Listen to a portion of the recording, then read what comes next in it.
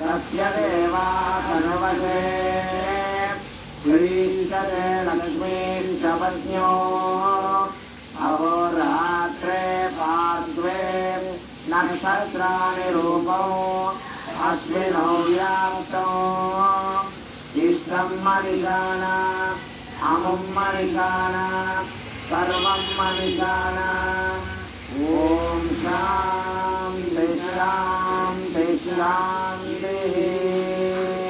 ॐ नारायणाय विद्महे वासुदेवाय धीमहि तन्नो विष्णुः प्रचोदयात्। ॐ वज्रनखाय विद्महे तीक्ष्णदग्गुस्राय धीमहि तन्नो नारसिंहः प्रचोदयात्। ॐ महादेव्यै च विद्महे विष्णुपत्न्यै च धीमहि तन्नो लक्ष्मीः प्रचोदयात्।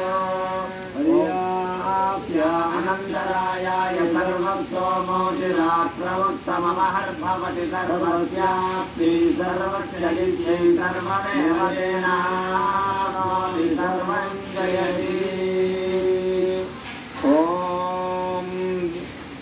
श्रीगुरुभ्यो नमः।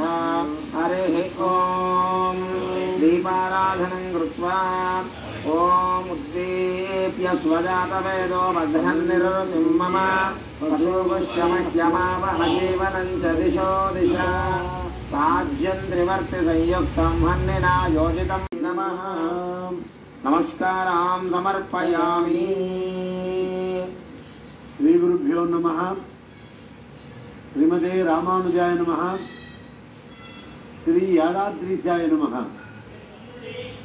सत्यं ज्ञान सुखस्वरूपमूलं क्षीराब्धिमध्यस्थितं योगारूढमति प्रसन्नवदनं भूषा सहस्रोज्ज्वलं त्र्यक्ष्यं क्षत्रपिनाकता भयवरा क्षत्रीभूत फणीन्द्रमिन्दुधवलं लक्ष्मीनृसिंहं भजे।